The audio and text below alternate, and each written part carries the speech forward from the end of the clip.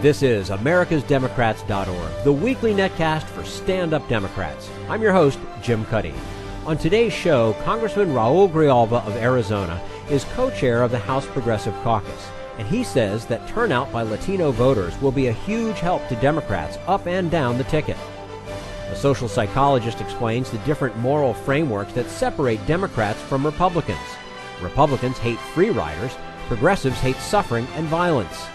And Bill Press talks with Assistant Senate Democratic leader Dick Durbin about putting Republicans on the spot.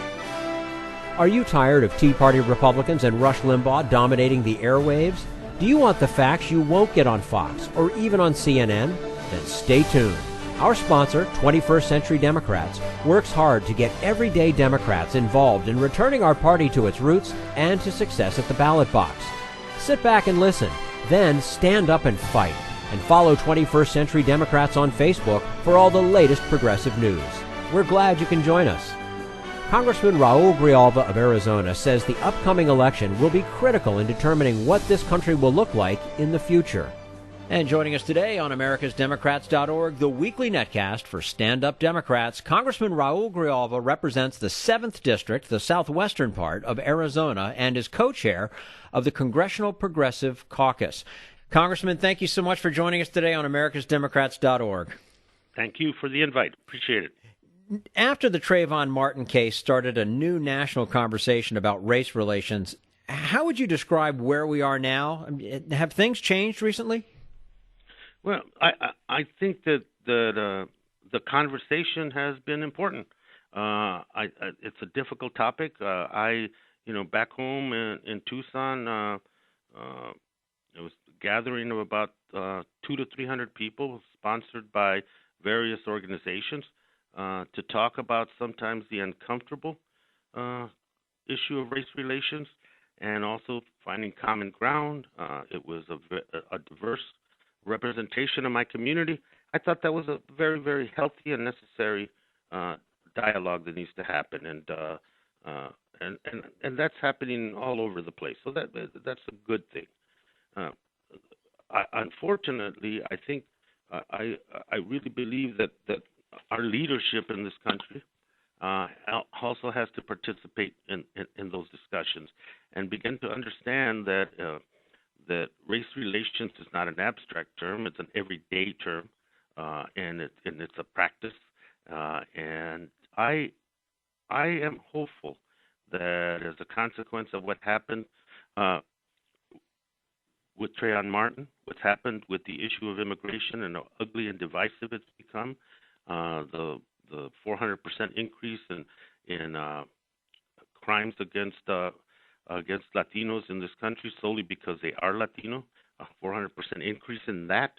I hope that we understand that it's not just about a simple thing about how people of different races get along, but it's fundamentally about how we're gonna look as a country and how we're gonna stay together for the future, because you can't allow those kind of divisions to continue to fester and not address them very boldly and very honestly. So, the fact that an African American is president of the United States is a great indicator to the world that we've come a long way.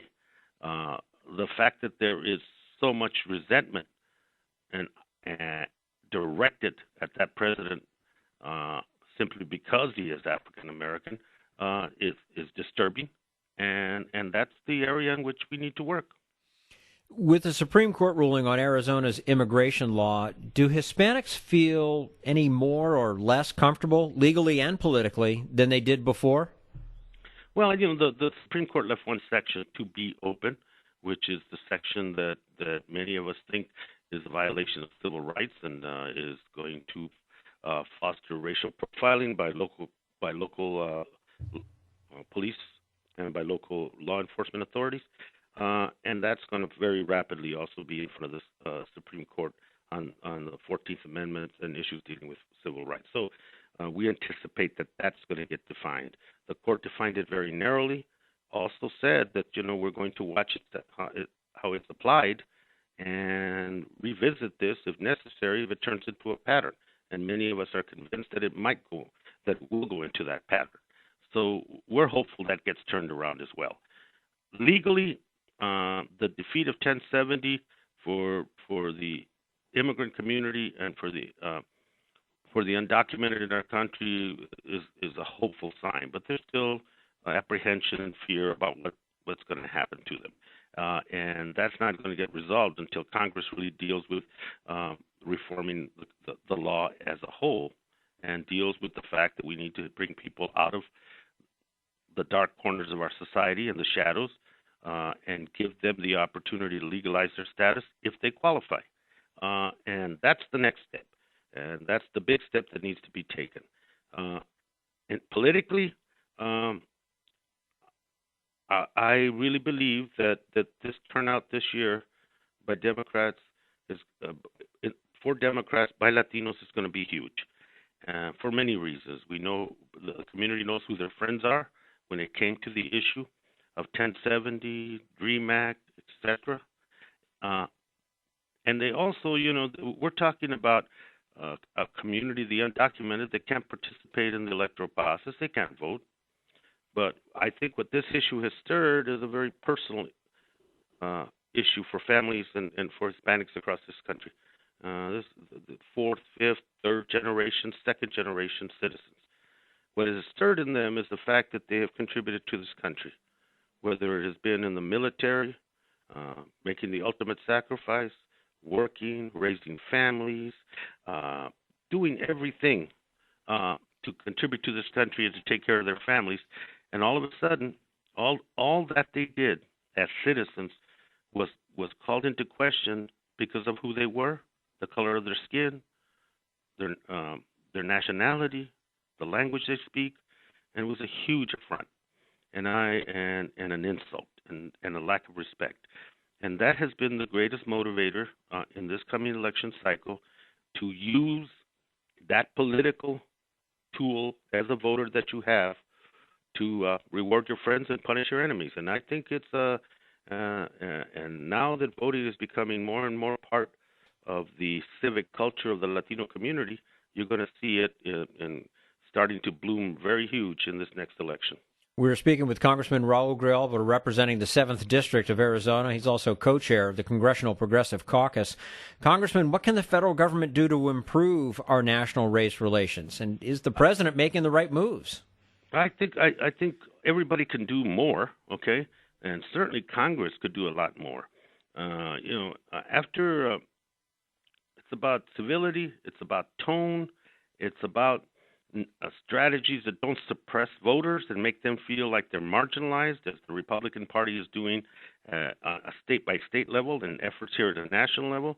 It's about defunding programs that are valuable and necessary for communities of color across this country. It's about recognition of about the self-determination of Native nations in our country. All efforts on the part of the Republicans to undo a legacy of gains that communities of color, primarily led by the African American community, have provided for 40 to 50 years to this country.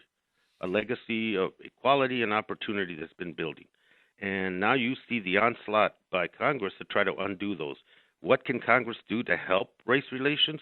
Is to back off of those attacks, to provide to those communities the security that they're embedded in law, and they're going to stay in law, those protections. Instead of working angles to suppress votes, working angles to undo programs that of equal fair housing, equal employment, etc. Leave those laws and give those agencies the resources to make sure that everything's fair for America. I think that would go a long way, a long way, to reaffirming this Congress's and future Congress's commitment to equality in this country. And I think that would be a very loud and a very powerful message. Do you expect anything will change after the election? I mean, a lot of people expect divided government to continue. Do you think we'll keep making incremental progress? I hope we do. This election is pivotal. It's defining for this nation about what we're going to look like in the next decade.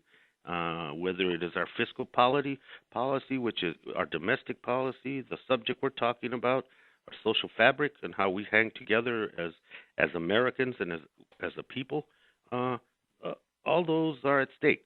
And I would suggest that this election will help define that.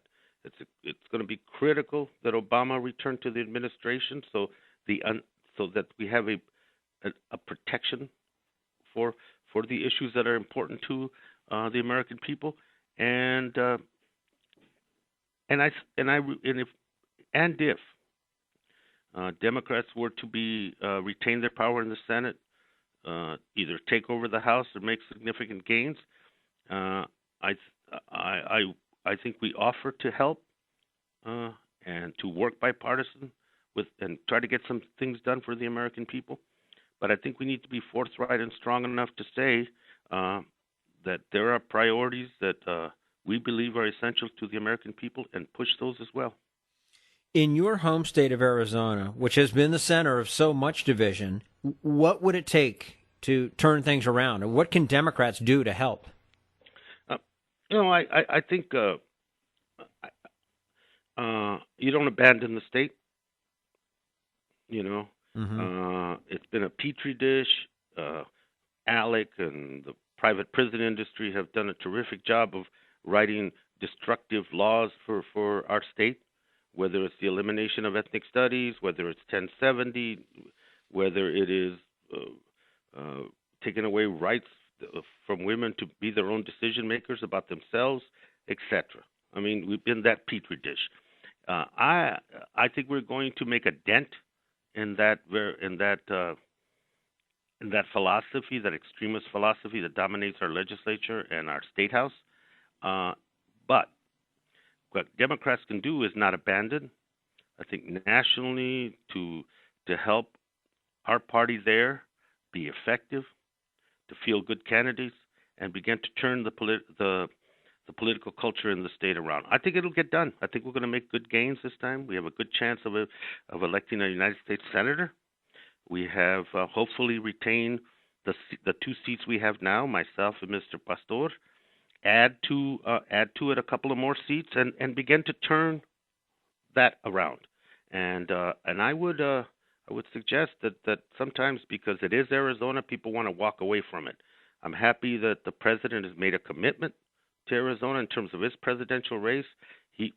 That the campaign feels that it can be in play, and so that kind of positive spotlight by the Democratic Party on our state as a political battleground that we have a possibility to win or make some significant gains, I think would be something the party as a whole and Democrats in their entirety could really do to help our state.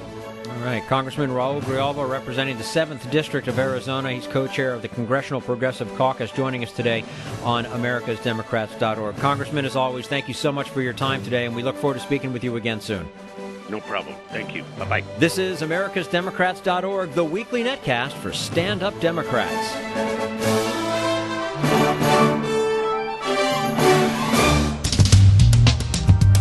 We want you to sit back and listen, but we need you to stand up and fight. Do you want to get involved and help get our party back to its roots and to success at the ballot box?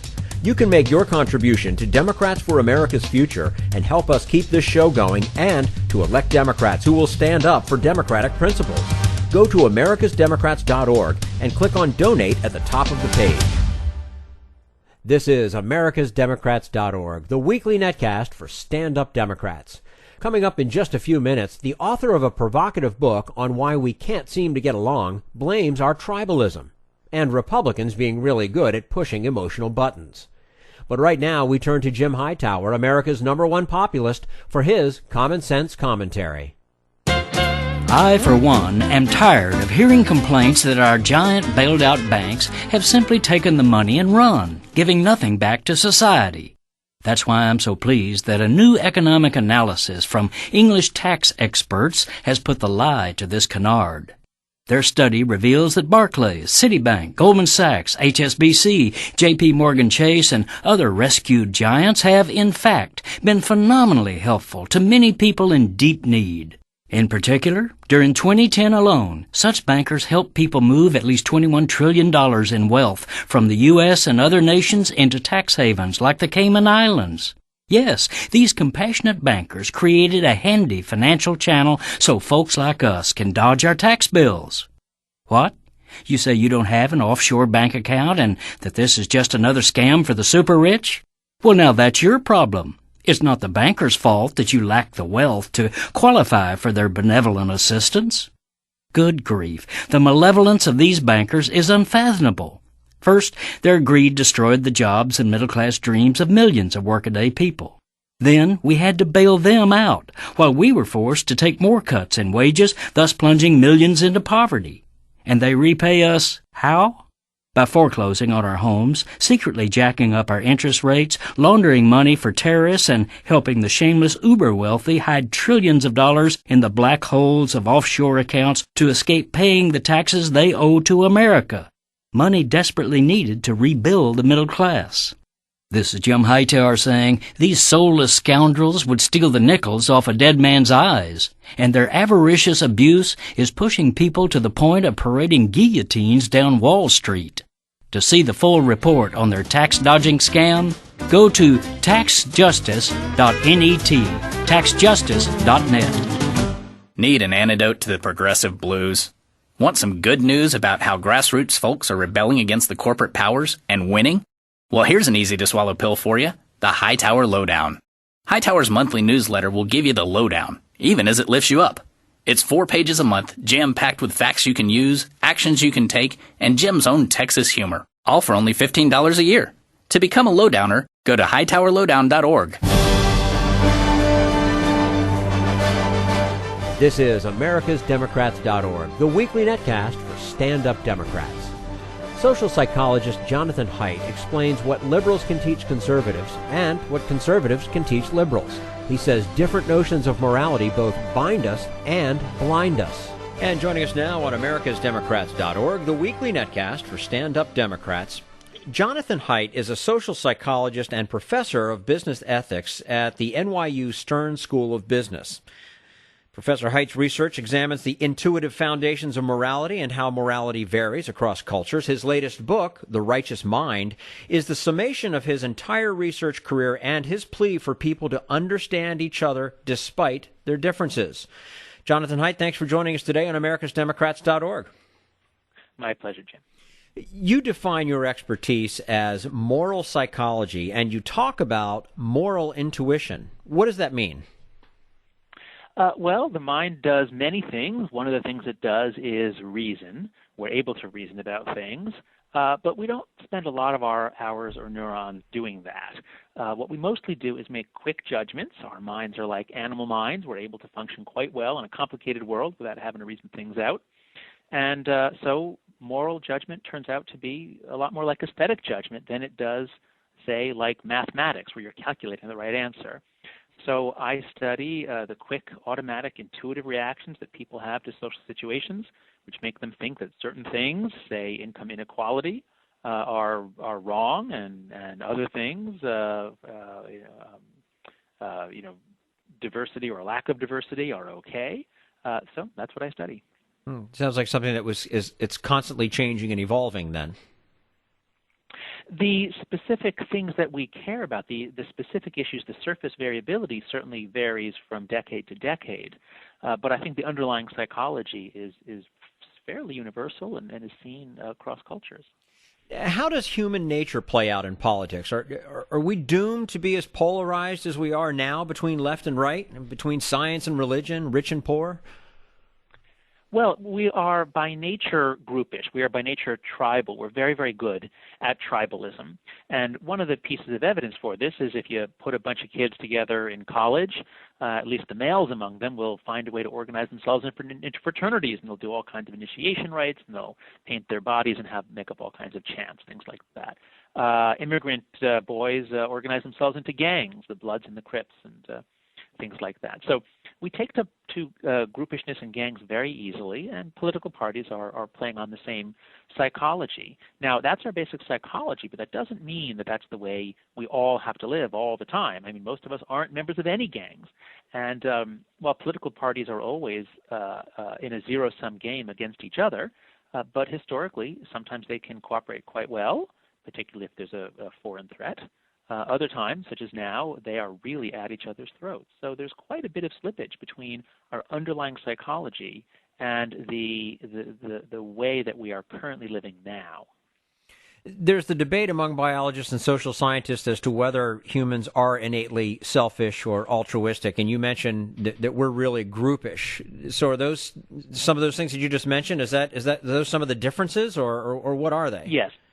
That's right. So for most of the late 20th century, there was a big debate among social scientists. Well, it wasn't even so much a debate. It was really kind of the progressive realization that, hey, people are basically fundamentally selfish. And if you want to understand why they vote a certain way, they're voting for self-interest. And if you want to understand why they ever are altruistic, well, if you look closely enough, it turns out they must be getting some benefit in the long run, either to their children or to future interactions or the reputation. So there's a general consensus in the social sciences that people are just really, really selfish, and that's the way to understand it. And what I'm trying to argue is that consensus was wrong, and that really the way to look at this is that we are very groupish, and if you look at traditional societies in which the groups are more salient, you see it quite clearly. It's a little harder to see in the modern West, but it's still there, and boy, is it there in politics. and that may be an understatement, right? But nowadays, yes. Yeah. What's the basic moral difference between liberals and conservatives?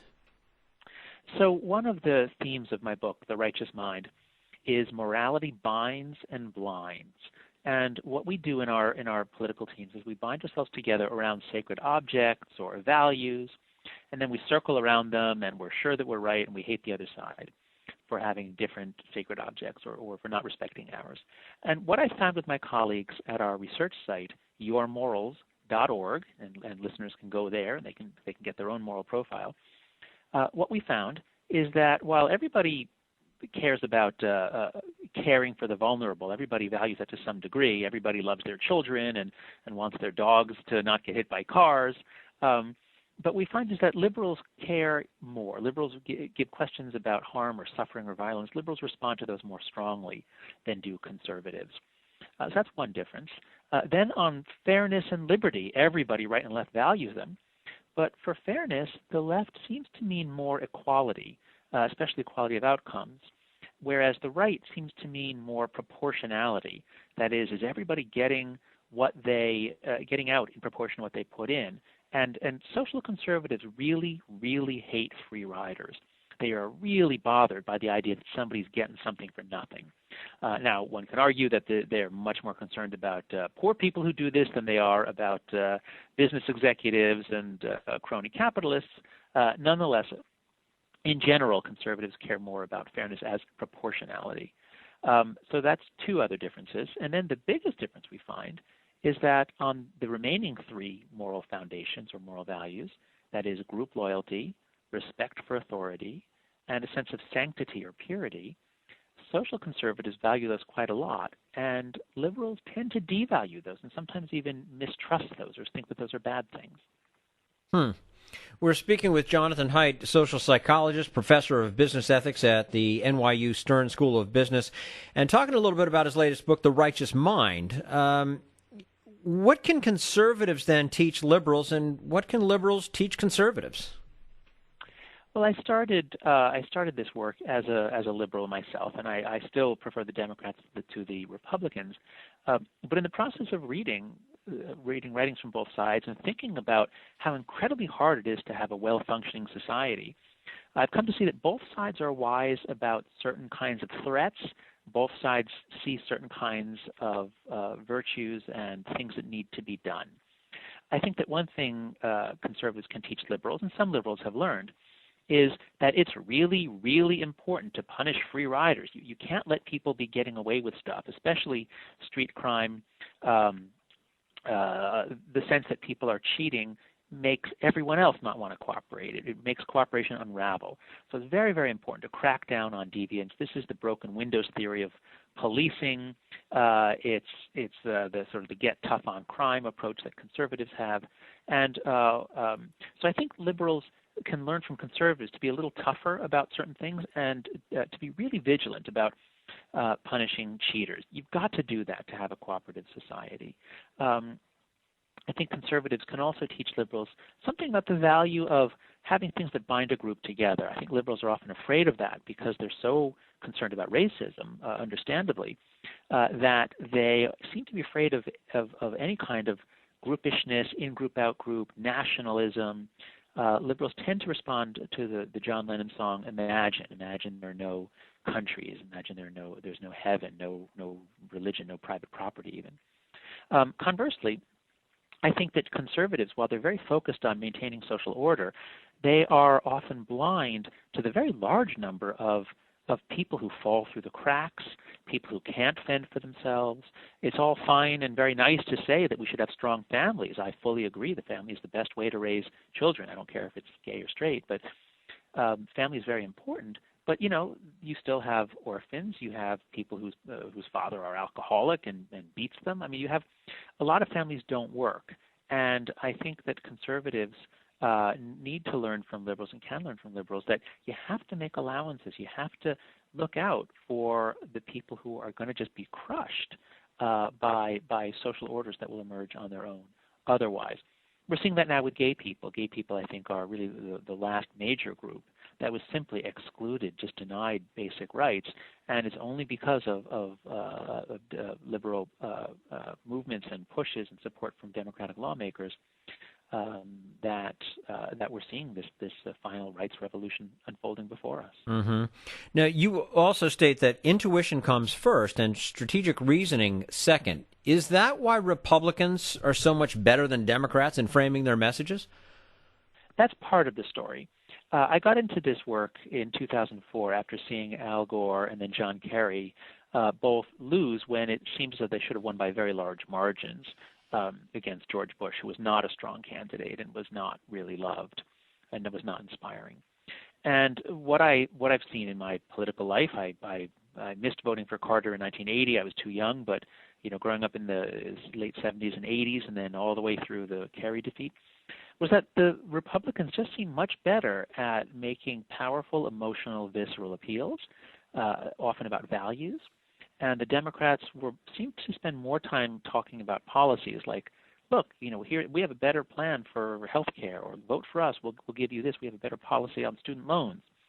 They seem to be appealing more to the mind and even, paradoxically, to self-interest at times. So I think Republicans have just been much more skillful at pushing these emotional buttons. Obama, obviously, in his campaign was extremely good at that. He was very inspiring, a very good speaker, and spoke about a lot of moral themes. But I think the generalization still holds for the Democrats versus Republicans in general. The other problem, I think, the other reason why Republicans tend to outmessage Democrats is that Republicans are able to appeal to all six of these moral foundations. They're able to, in a sense, talk in ways that trigger more of these moral taste buds. And so the six, once again, are care, fairness, liberty, loyalty, authority, and sanctity. Whereas Democrats tend to focus especially on care and then also liberty for the oppressed and equality for the oppressed. But Republicans, in a sense, have more buttons to play with. Since very few other advanced nations are as polarized as the United States is right now, wouldn't that mean that each political system is unique with changing leadership and thus not subject to laws of evolutionary psychology?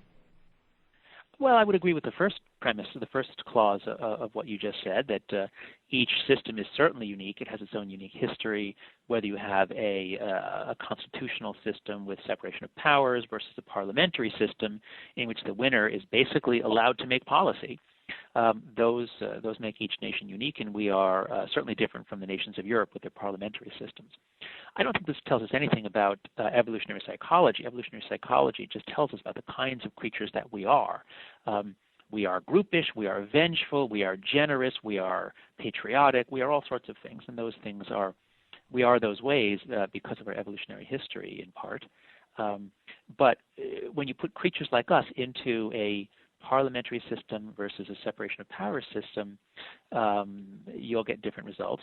And in particular, our separation of powers system used to work somewhat better because we really had all these different cross-cutting separations. There was the states versus the federal government. There was north versus south, east versus west, urban versus rural. We had all these different ways of splitting the electorate. And so you could get shifting coalitions. But what happened once the South left the Democratic Party, once Johnson signed the Civil Rights Act and the historical anomaly that there were a lot of Southern conservative Democrats in the Democratic Party, once they started leaving, we had for the first time in our history a perfect psychological split. That is, nowadays, all the people who are psychologically liberal, that is, they're very interested in new experiences and variety and diversity, and they have a high tolerance for ambiguity. Those psychological traits, all the people with those traits are in one party, and all the people with the more conservative traits, liking for order and predictability and stability, those people are in the Republican Party. That's an oversimplification, but it is true that for the first time we have this split that's largely on psychology, and that's kind of dangerous because now you get the psychological liberals on the Supreme Court versus conservatives. They'll side with their president, who will side with the similar members of Congress, and we don't really have all these shifting coalitions. It's just one gigantic fault line, and this is part of the reason why the acrimony just keeps growing in our country. From this, is a third party born? In a parliamentary system, yes, it would be, but not in ours. A third party seems to have no chance whatsoever. It just hurts the party that it's closest to. From what I understand, political scientists don't hold that much hope for that happening. Yeah. Interesting stuff. The book is The Righteous Mind. Jonathan Haidt, social psychologist, professor of business ethics at the NYU Stern School of Business. Jonathan, thank you so much for your time with us today. We look forward to speaking with you again soon. My pleasure. Thank you. This is AmericasDemocrats.org, the weekly netcast for stand-up Democrats.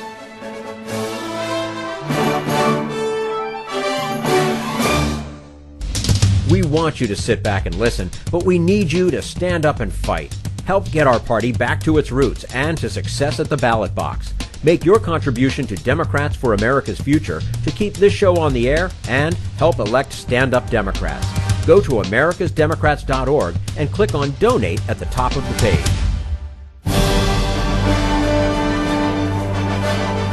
This is AmericasDemocrats.org, the weekly netcast for stand-up Democrats.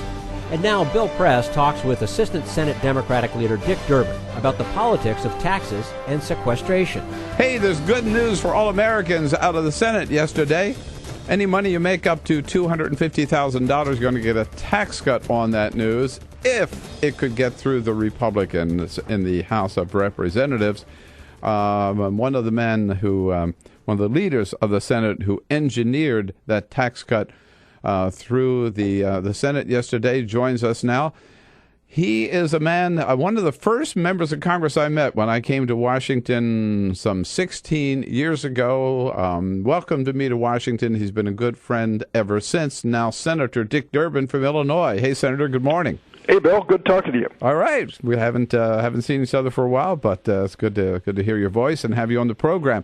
So tell us about this tax cut. This was very unusual yesterday to get this vote, and to some Republicans even to go along with it, right? Well, McConnell's back was against the wall. You see, we had engineered a procedural vote on a tax cut for people making up to $250,000, and his members were going to face a vote.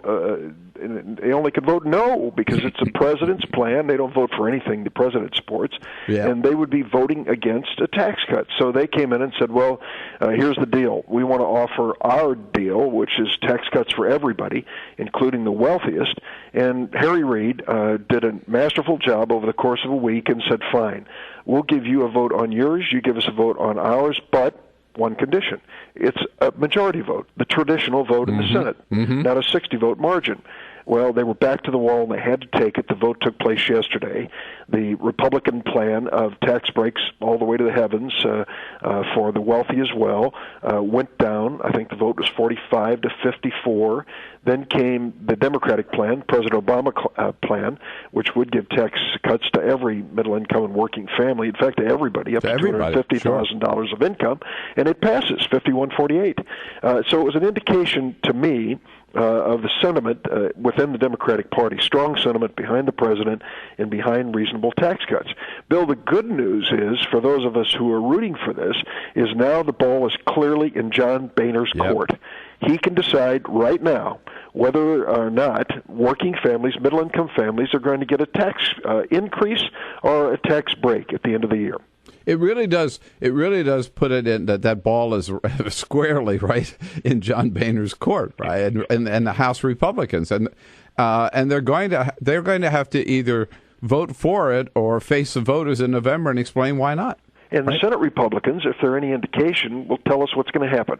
The Senate Republicans, not a single one of them, after their proposal for tax cuts for everybody up to the highest income levels, failed. Not a single Republican would then vote for a tax cut for middle-income families. So their position is, if you can't give a tax break to the wealthiest people in America, then we're not going to allow tax breaks for anybody. As Harry Reid said, one of the great moments on the floor, he said, now he knew Grover Norquist was up there a few weeks ago because he was afraid that his Republican acolytes were getting shaky, and they all stood in line and politely renewed their vows to Grover Norquist that they'd never vote for a tax cut unless the wealthy also received it. So that's what happened yesterday. I'm afraid that's what's going to happen in the House. Senator, doesn't it also show how much could be accomplished in the Senate if you just had a majority vote on every issue? Amen. Right? We have, amen. Bill, you talked about meeting me when you first came to Washington, and I will tell you that at that point in time, a 60-vote requirement in the Senate was as rare as could be, and now it is the routine.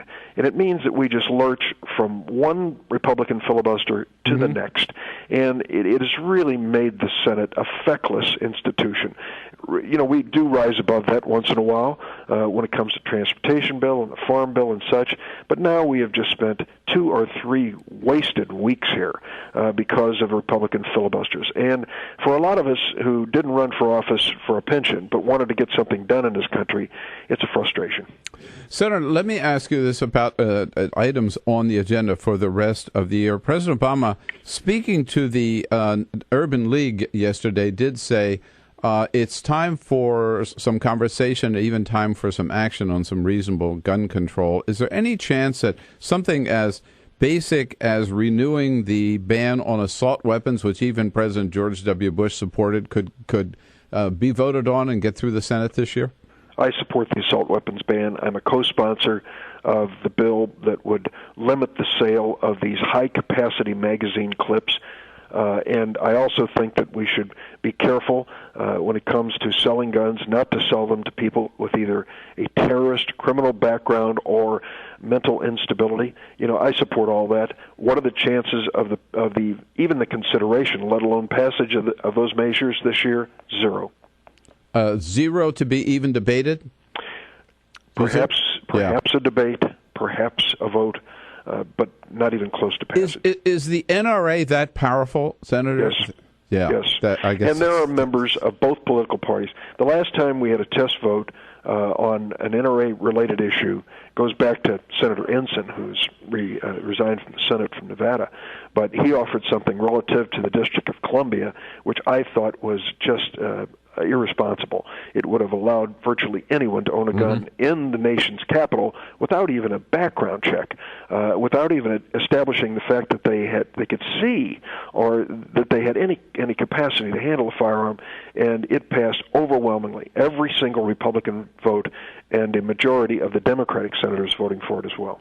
Senator Dick Durbin joining us by phone. He is, of course, the Assistant Senate Majority Leader at durbin.senate.gov.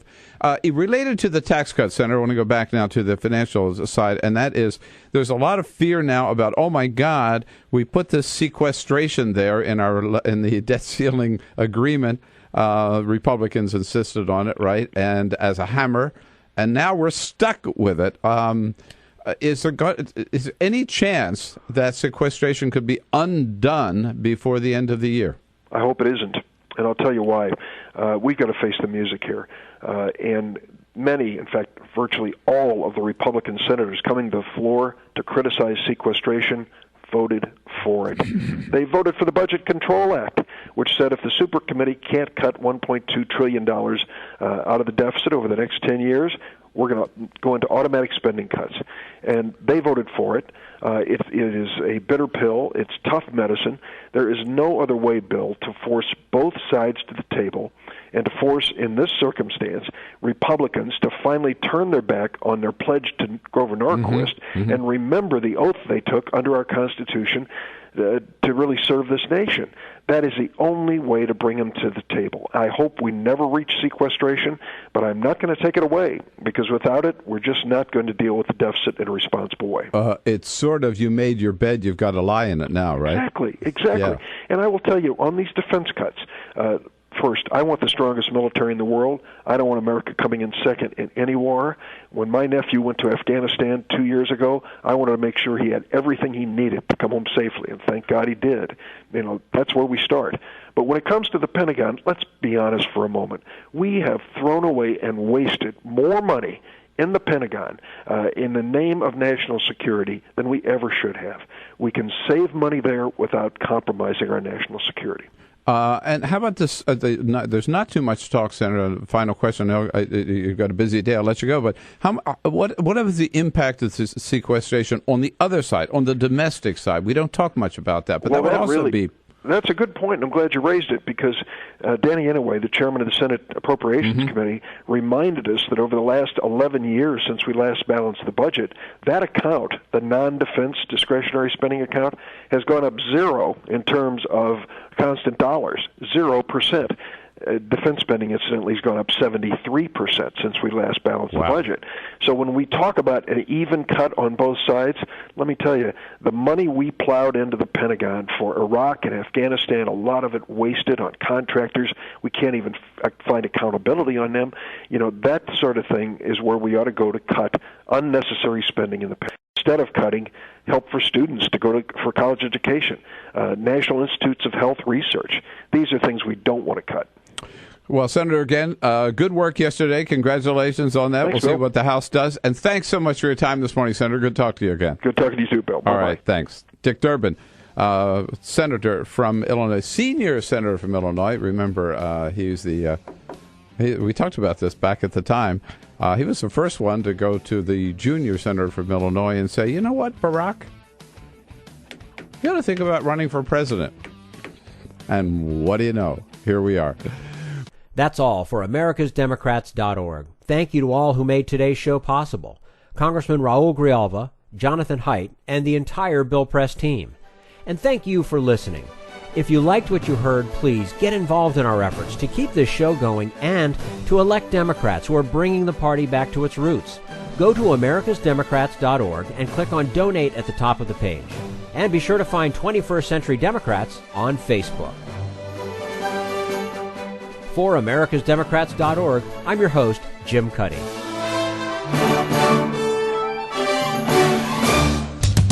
We want you to sit back and listen, but we need you to stand up and fight. Join us, support the show, and help elect Democrats who will stand up for democratic principles with your contribution today. Go to americasdemocrats.org